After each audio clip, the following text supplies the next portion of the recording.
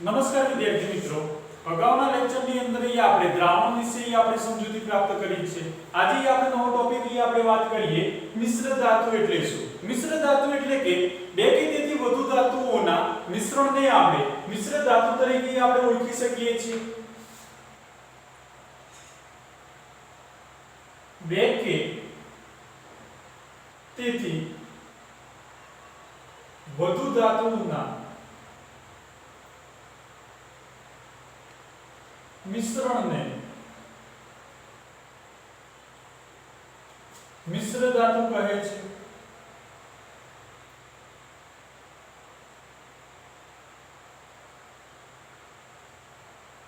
અથવા તો બીજા શબ્દોમાં અહીં આપણે કહીએ કે એક ધાતુ અને એક અધાતુના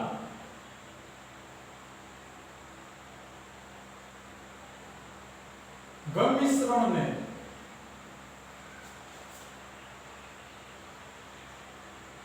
મિશ્ર ધાતુ કહે છે.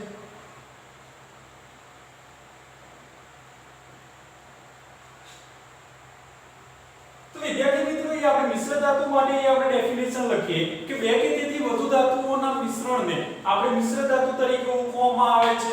અથવા તો એક ધાતુ અને એક અધાતુના ઘન મિશ્રણને આપણે મિશ્ર ધાતુ તરીકે ઓળખવામાં આવે છે. સેકન્ડલી આપણે વાત કરીએ કે મિશ્ર ધાતુ સમાન મિશ્રણ છે. એ સમાન મિશ્રણ છે કે તેમાં ઘટક કણોને ભૌતિક પદ્ધતિ દ્વારા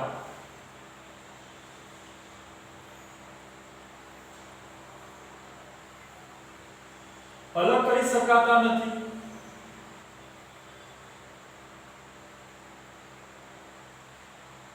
કે તેમાં રહેલા ઘટક કણોને આપણે ભૌતિક પદ્ધતિ જેવી કે ગાળણ એટલે કે ફિલ્ટરેશન, અલ્ટ્રાસેન્ટ્રીફ્યુગેશન વગેરે જેવી ભૌતિક પદ્ધતિ દ્વારા એને અલગ કરી શકાતા નથી. ફોર એક્ઝામ્પલ તરીકે આપણે વાત કરીએ કે બ્રાસ, જેને આપણે પિત્તળ તરીકે આપણે ઓળખીએ છીએ, કે જેની અંદર બે ઘટકો રહેલા છે, કોપર અને ઝીંકનું મિશ્રણ હોય છે. સેકન્ડલી આપણે વાત કરીએ બ્રોન્ઝ, જેને આપણે કાંસુ તરીકે આપણે ઓળખીએ છીએ, કે જેની અંદર બે ઘટક કણો છે, કોપર અને Sn, કે જેને આપણે ટીન તરીકે આપણે ઓળખીએ છીએ. સ્ટેનલેસ સ્ટીલ,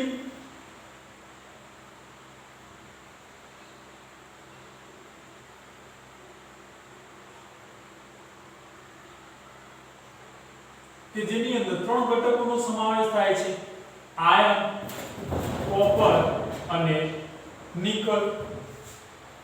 ત્યારબાદ આપણે વાત કરીએ કે નિટિનોલ, મિશ્ર ધાતુની અંદર આપણે વાત કરીએ કે નિટિનોલ, કે જેની અંદર નિકલ અને ટિટેનિયમ ધાતુનો સમાવેશ થાય છે. નિક્રોમ, કે જેની અંદર નિકલ અને ક્રોમિયમનો સમાવેશ થાય છે. જર્મન સિલ્વર, કે જેની અંદર કોપર, ઝીંક અને નિકલ ધાતુનો સમાવેશ થાય છે. તો એ આપણે જુદી જુદી મિશ્ર ધાતુઓના આપણે એક્ઝામ્પલ લખીએ. બ્રાસ, કે જેને આપણે પિત્તળ તરીકે ઓળખીએ છીએ, કે જેમાં કોપર અને ઝીંકનું મિશ્રણ છે. બ્રોન્ઝ, કે જેને આપણે કાંસુ તરીકે ઓળખીએ છીએ, કે જેની અંદર કોપર અને ટીનનું મિશ્રણ હોય છે. સ્ટેનલેસ સ્ટીલ, કે જેની અંદર આયર્ન, કોપર અને નિકલ ધાતુનું મિશ્રણ હોય છે. નિટિનોલ, કે જેની અંદર નિકલ અને ટિટેનિયમ ધાતુનો સમાવેશ થાય છે. નિક્રોમ, કે નિકલ અને ક્રોમિયમ ધાતુનો સમાવેશ થાય છે. જર્મન સિલ્વર, કે જેની અંદર કોપર, ઝીંક અને નિકલ ધાતુનો સમાવેશ થાય છે. તો એ આપણે મિશ્ર ધાતુ વિશે આપણે એક્ઝામ્પલ લખી શકીએ છીએ. નેક્સ્ટ પોઈન્ટ ની અંદર આપણે વાત કરીએ કે સંતૃપ્ત અને અસંતૃપ્ત દ્રાવણ એટલે શું?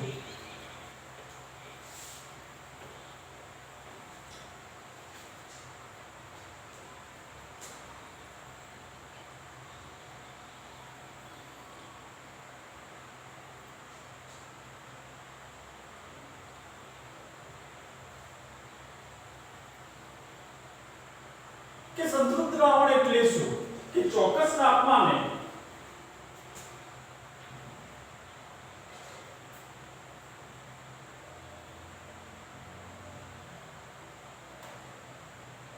વધુ માત્રામાં દ્રાવ્ય પદાર્થ ઓગળી ના શકે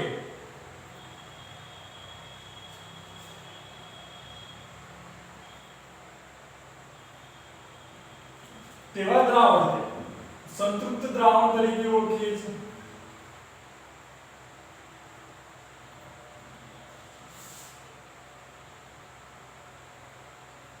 કે સંતૃપ્ત દ્રાવણ માટે આપણે ડેફિનેશન લખીએ કે ચોક્કસ તાપમાને વધુ માત્રામાં દ્રાવ્ય પદાર્થ ઓગળી ન શકે તેવા દ્રાવણને આપણે સંતૃપ્ત દ્રાવણ તરીકે ઓળખવામાં આવે છે. જ્યારે અસંતૃપ્ત દ્રાવણ માટે આપણે ડેફિનેશન લખીએ કે અસંતૃપ્ત દ્રાવણ એટલે શું કે ચોક્કસ તાપમાને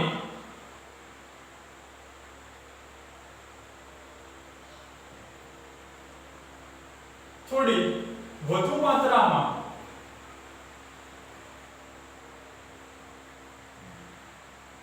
દ્રાવ્ય પદાર્થ ઓગળી શકે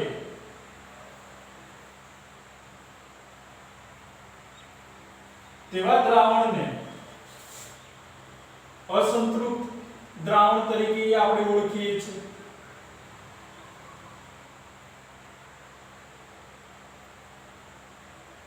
તો વિદ્યાર્થી મિત્રો આપણે કોન્સન્ટ્રેશન રાખવું છે કે સંતૃપ્ત દ્રાવણ એટલે શું કે દ્રાવ્ય પદાર્થ ઓગળી ન શકે વધુ માત્રામાં એવા દ્રાવણને આપણે સંતૃપ્ત દ્રાવણ તરીકે ઓળખવામાં આવે છે. જ્યારે અસંતૃપ્ત દ્રાવણ એટલે કે ગમે તેટલો જથ્થો આપણે ઉમેરવામાં આવે તો પણ તે ઓગળી શકે તેવા દ્રાવણને આપણે અસંતૃપ્ત દ્રાવણ તરીકે ઓળખીએ છીએ.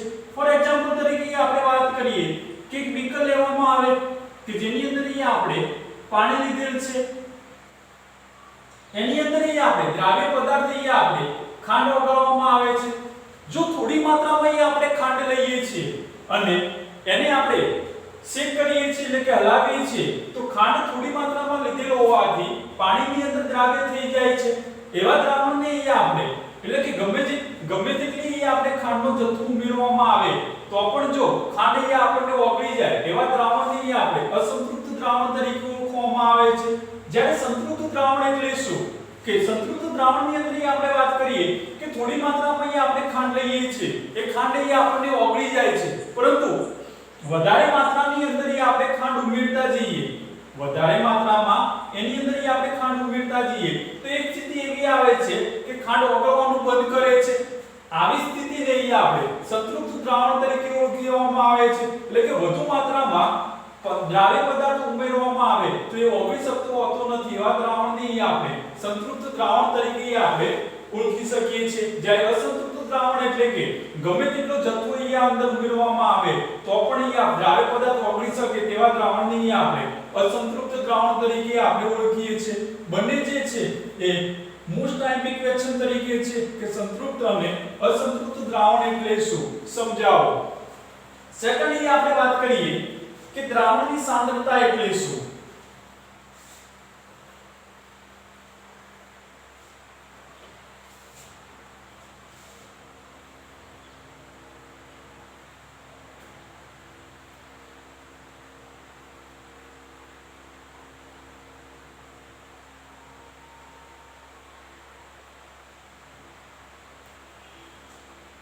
કે દ્રાવણની સાંદ્રતાની અંદર આપણે વાત કરીએ કે નિયત તાપમાને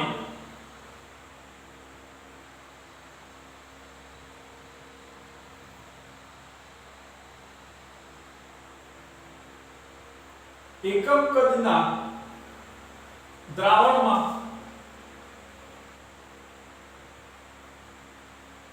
અથવા એકમ વજનના દ્રાવકમાં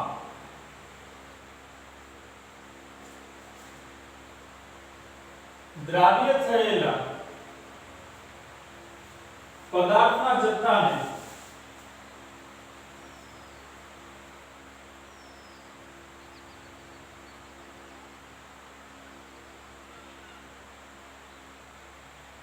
દ્રાવણની સાંદ્રતા કહે છે.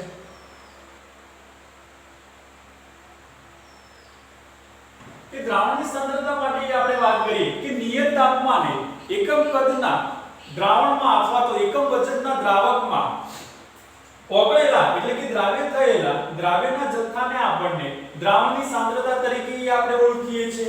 તો આપણે દ્રાવણની સાંદ્રતા માટે આપણે લખી શકીએ કે દ્રાવણની સાંદ્રતા બરાબર દ્રાવ્યનો જથ્થો ભાગ્યા દ્રાવણનો જથ્થો.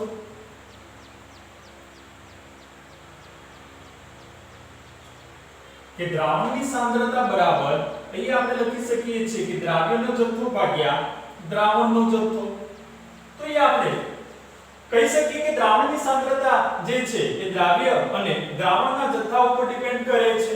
તો દ્રાવણની સાંદ્રતા જે છે એ દ્રાવણની સાંદ્રતા આપણે બે રીતે આપણે દર્શાવી શકીએ છીએ કે દ્રાવણની સાંદ્રતા દર્શાવવા માટે બે રીતો છે. એક આપણે વાત કરીએ કે વજનથી ટકાવારી,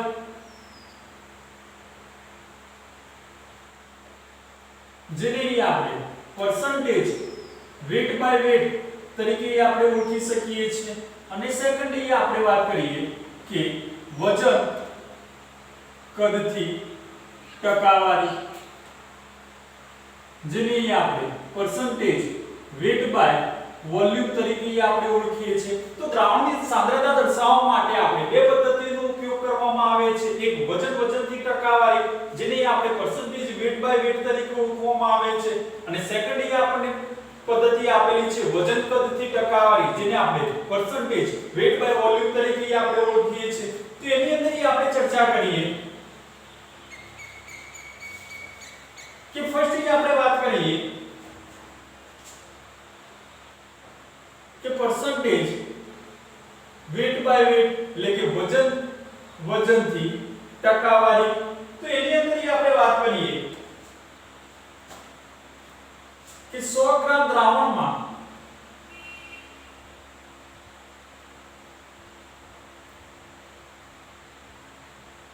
દ્રાવ્ય થયેલા 100 ગ્રામ દ્રાવણમાં દ્રાવ્ય થયેલા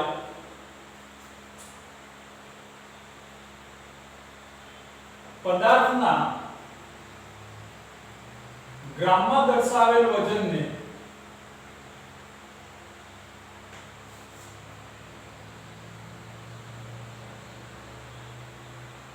વજનથી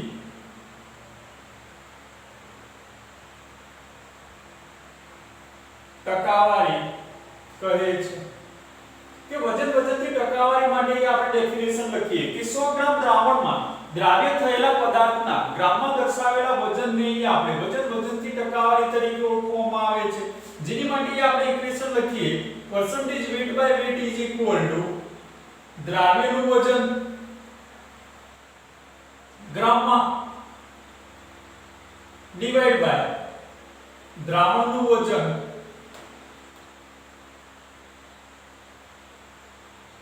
ગ્રામમાં ગુણ્યા 100. તો એ આપણે પરસેન્ટેજ વેટ બાય વેટ માટે આપણે ઇક્વેશન એટલે કે સૂત્ર આપણે યાદ રાખવું છે કે percentage weight by weight is equal to દ્રાવ્યનું વજન ગ્રામમાં ભાગ્યા દ્રાવણનું વજન ગ્રામમાં ગુણ્યા 100. તે જ રીતે સેકન્ડ રીતની અંદર આપણે વાત કરીએ પરસેન્ટેજ વેટ બાય વોલ્યુમ કે 100 ml દ્રાવણમાં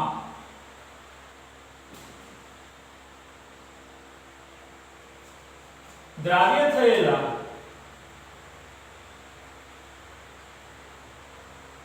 પદાર્થના ગ્રામમાં દર્શાવેલ વજનને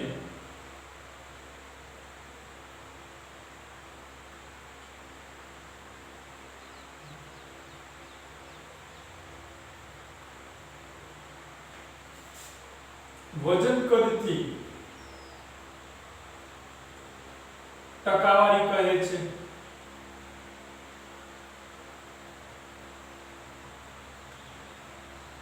કે 100 ml દ્રાવણમાં દ્રાવ્ય થયેલા પદાર્થના ગ્રામમાં દર્શાવેલ વજનને આપણે વજન કદથી ટકાવારી તરીકે આપણે ઓળખીએ છીએ।